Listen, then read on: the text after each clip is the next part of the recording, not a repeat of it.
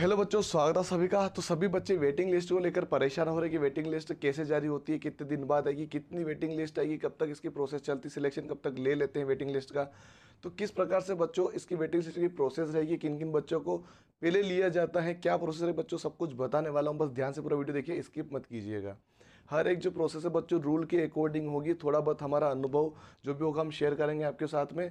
बच्चों सबसे पहले आपको बता दूं कि 2025 के लिए कोई अगर तैयारी करना चाहता है, 2025 के लिए अगर कोई बच्चा तैयारी करना चाहता है बच्चों, हमारे ये ऐप है धाकड़ नवोदय एकेडमी। गूगल पर सर्च कीजिए या फिर आपको लिंक डिस्क्रिप्शन में मिल जाएगी, वहाँ से आप डाउनलोड कर सकते हैं, इंस्टॉल कर सकते हैं। उसके अंदर एक धाकड़ बेंच है जो कि आपको कितने में पड़ेगी, बस 1099 रुपये में आपको वो पे करना पड़ेगा। बहुत ही सस्ती है, बहुत ही अफोर्डेबल है आपके लिए।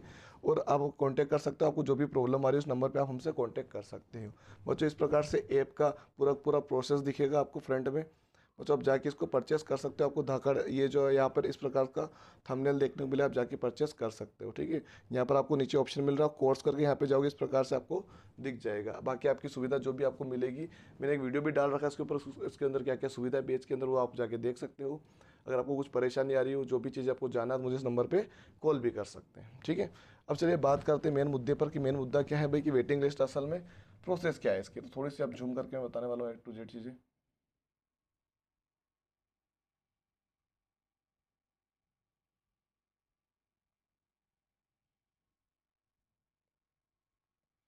सबको अच्छे से दिख रहा होगा। तो सबसे पहले बच्चों यहाँ पर तो आपको ये जो चीज़ें हैं, ये सब चीज़ें आपको नहीं देखना है, ठीक है। सबसे पहले आपको आना है यहाँ पर, अस्थायी चयनित अभ्यर्थियों को संबंधित जवाहर नवोदय विद्यालय के प्राचार्य द्वारा भी पंजीकृत मोबाइल नंबर पर SMS द्वारा साथ ही स्पीड पोस्ट से भी सूचना दी जाएगी। मतलब जिनका सिलेक्शन हुआ है उसको कॉल भी आएगा, ठीक है, और स्पीड पोस्ट द्वारा भी सूचना दी जाएगी। दो चीज़ वो बोल रहे हैं ना, जिसका सिलेक्शन हो चुका है। अब यहाँ पे एक और बात आती है, अस्थायी रूप से चयनित उम्मीदवारों के द्वारा अनिच्छा और बुनियादी आवश्यक प्रमाण पत्र प्रस्तुत न करने के कारण नवीस रिक्त स्थानों की सापेक्ष केवल, मतलब क्या बोलना चाहता है, दो प्रतीक्षा सूची जारी की जाएगी। मतलब 2 बार वेटिंग लिस्ट आएगी। किसे? अस्थायी रूप से चयनित उम्मीदवारों के द्वारा अनिच्छा द्वारा बुनियादी आवश्यक प्रमाण पत्र प्रस्तुत न करने पर, मतलब जो जो आवश्यक प्रमाण पत्र जो मतलब जो स्कूल द्वारा जो उन्होंने बोला था कि ये भाई डॉक्यूमेंट्स लगेंगे, जो कि इसके अंदर इस रूल के अंदर पूरे पूरे डॉक्यूमेंट्स के बारे में जानकारी दे रखी है, वो रूल्स अगर वो नहीं दे पाते, मतलब वो जो प्रमाण पत्र वो नहीं दे पाते, तो उनका सिलेक्शन रद्द कर दिया जाएगा, ठीक है। जो सिलेक्ट हुए हैं उनको रद्द कर दिया जाएगा, ठीक है। वो 2 सूची जारी होगी। अब वो कैसे होगी वो बात की बात है, लेकिन 2 वेटिंग लिस्ट आएगी, ठीक है। सत्र 2024-25 के लिए संपूर्ण प्रवेश प्रक्रिया 31 दिसंबर 2024 तक बंद कर दी जाएगी। मतलब ये जो प्रोसेस है वेटिंग लिस्ट की, वो 31 दिसंबर 2024 तक चलेगी, उसके बाद बंद हो जाएगी। मतलब 1 जून 2025 से कोई भी लेना देना नहीं रहेगा इस वेटिंग लिस्ट से। जो भी होगा इसके पहले पहले ही कर दिया जाएगा। इसके बाद कोई उम्मीद ना के बराबर रहेगी। चलिए अब और बात करते हैं। एक और चीज़ यहाँ पर देखने को मिल रही है हमको, यहाँ पे बोला जा रहा है अस्थायी चयन एवं प्रवेश। बच्चों जो बच्चा अभी बात करते हैं किस प्रकार से अस्थायी हुआ है, देखिए परीक्षा में अस्थायी चयन होने वाले मात्र से ही अभ्यर्थी जेएनवी में प्रवेश पाने का अधिकारी नहीं होगा। मतलब जो आपको पता है ना, कॉन्ग्रेचुलेशन यू सिलेक्टेड, वो मतलब अस्थायी रूप से है। कैसे? उसने बोला ना कि परीक्षा में अस्थायी चयन होने मात्र से ही अभ्यर्थी जेएनवी में प्रवेश पाने का अधिकारी नहीं होगा। तो भाई कैसे होगा? स्थायी रूप से प्रवेश के समय प्रत्येक अस्थायी चयनित अभ्यर्थी को नवोदय विद्यालय समिति द्वारा निर्धारित सभी संबंधित मूल प्रमाण पत्र प्रस्तुत करने होंगे। मतलब उसको मूल जो प्रमाण पत्र वो जो उसने फॉर्म भरा है, जो दिए हैं, जो जो आवश्यक दस्तावेज थे, वो सारे उनको प्रस्तुत करने होंगे। प्रवेश होने तक चयन अस्थायी माना जाएगा। मतलब उसका वहाँ पे वेरिफिकेशन के बाद ही उसको सिलेक्ट किया जाएगा। मतलब वो अस्थायी रूप से चयनित है, परमानेंट नहीं हुआ है अभी, उसका कंप्लीट उसका सिलेक्शन नहीं माना जाएगा, ठीक है। अभ्यर्थियों को सलाह दी जाती है कि वे संबंधित जेएनवी द्वारा प्रपत्रों के सत्यापन एवं प्रवेश की पुष्टि होने के पश्चात ही पूर्ववर्ती विद्यालय से स्थानांतरण प्रमाण पत्र के लिए आवेदन करें। मतलब कंप्लीट सिलेक्शन होने के बाद जेएनवी में रजिस्ट्रेशन के बाद ही, जहाँ स्कूल में बच्चा पढ़ रहा है उसके बाद ही, मतलब जो 5वीं में जहाँ पर उसकी टीसी निकलती है स्थानांतरण पत्र, यानी एसएलसी की बात हो रही है यहाँ पे, तो स्कूल लिविंग सर्टिफिकेट उसके बाद ही निकले जब कंफर्मेशन हो जाए। सिलेक्शन होते ही वो एसएलसी की बात ना करने लग जाए, है ना। पहले वहाँ जाएगा वेरिफिकेशन, उसके बाद ही उसको वो चीज़ करनी पड़ेगी, ठीक है। अब ये बात हो गई उन्होंने जो बोला उसके रूल की, ठीक है। और हम बात करते हैं थोड़े से और रूल की, समझिए ध्यान से। कुछ रूल ये है बच्चों की, आरक्षण की बात हो रही है यहाँ पे, ठीक है। नवोदय विद्यालय में जो 80 सीटें होती है वो कुछ कोटे में बटी हुई है।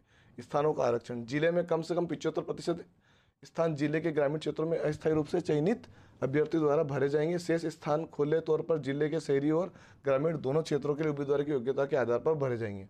मतलब 75% गाँव के रहेंगे, 25% में गाँव या शहर जो उसमें दम होगा वो पालेगा, लेकिन 75% गाँव के लिए ही रहेगा। ठीक है, एक तो ये कंडीशन हो गई है। आगे एक और चीज़ बात करते हैं, यहाँ पे कुछ रूल रेगुलेशन अब यहाँ पे समझिएगा ध्यान से। यहाँ पे ये अनुसूचित जाति और अनुसूचित जनजाति के बच्चों, अनुसूचित जाति मतलब एससी, अनुसूचित जाति मतलब होता है बच्चों एससी, और अनुसूचित जनजाति मतलब होता है बच्चों एसटी। ये आपको पता होना चाहिए।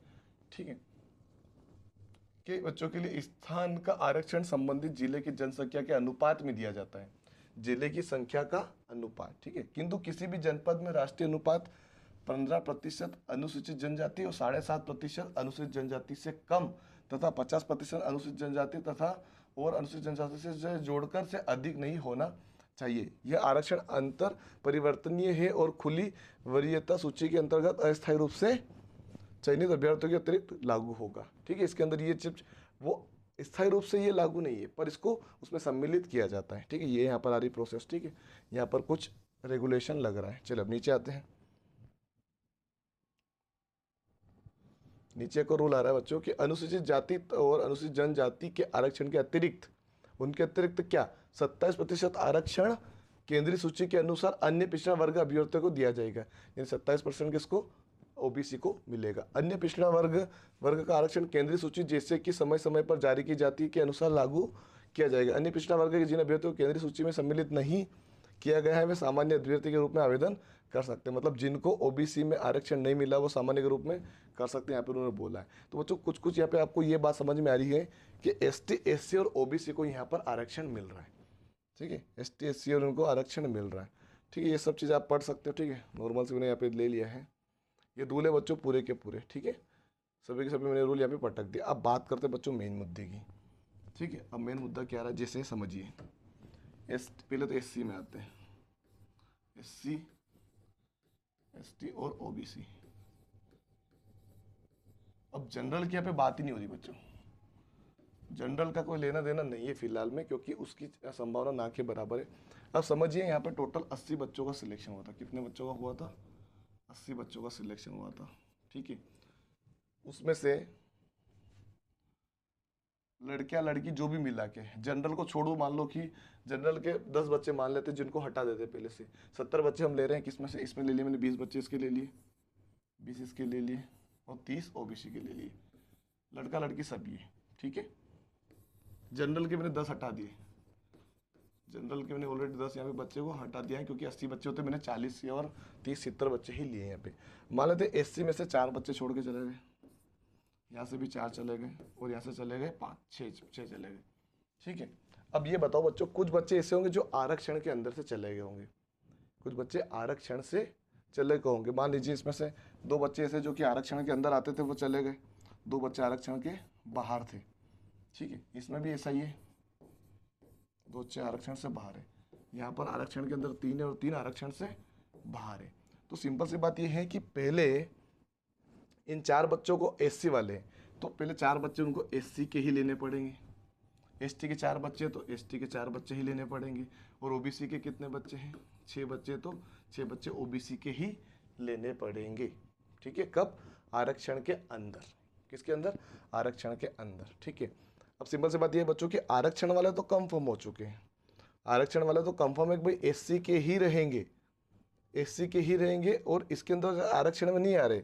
अब समझिए बच्चों, ये जो 6 बच्चे ना, इसको थोड़ा सा हटा दीजिए, ये वाला रूल थोड़ा सा प्रॉब्लम कर सकता है। ठीक है, अब यहाँ पे समझते हैं, 4 बच्चे में से 2 बच्चे यहाँ पर एससी के ही लेने पड़ेंगे। अगर वो आरक्षण के अंदर आ रहे तो एससी के फिक्स हो गए, एसटी के अगर आरक्षण में आ रहे तो एसटी के फिक्स हो गए, ओबीसी में आ रहा तो ओबीसी के फिक्स हो गए, लड़का लड़की जो भी होगा। ठीक है, अब मान लीजिए अब ये कितनी सीटें बची, 2 यहाँ पर बची खाली, 2 यहाँ पर बची और 3 यहाँ पर बची, टोटल बची 7 सीटें। इन 7 सीटों में जो ऊपर लेवल पे रहेगा, जो सबसे ऊपर रहेगा, चाहे वो जनरल का हो, ओबीसी का हो, एसटी का या एससी का रहे, अगर उसका कट ऑफ जाता है आरक्षण के बाहर, उन बच्चों को लिया जाएगा, चाहे वो जनरल का आ जाए या फिर ओबीसी का आ जाए या एससी का आ जाए या एसटी का आ जाए, ठीक है। इन चारों में से कोई भी इन 7 सीटों के लिए हकदार हो सकता है। जो सबसे ऊपर रहेगा उन 7 बच्चों को ले लिया जाएगा, वो किसी भी कैटेगरी में हो, ठीक है। यहाँ पर फाइट किसकी हो रही है, वो आरक्षण हटने के बाद, ठीक है। और लड़की होगी तो लड़कियों को चांस ज़्यादा होता है, ठीक है। लड़कियों का परसेंटेज अलग होता है, तो लड़की की संभावना यहाँ पे ज़्यादा होगी, लड़कियों का पहले नंबर आ सकता है, वो किसी भी कैटेगरी से हो। तो कुछ रूल के अकॉर्डिंग मैं बता रहा हूँ यहाँ पर कि वेटिंग लिस्ट में अगर इतनी इतनी सीटें होती है, तो अगर वो आरक्षण में से ही सीट हटी है तो आरक्षण वाले को ही लिया जाएगा, और आरक्षण के बाहर वाले बच्चे चले गए हैं तो उनकी सीटें में कोई भी आ सकता है, ठीक है। अगर वो मेरिट वाली लिस्ट की बात करें तो, ठीक है बच्चों।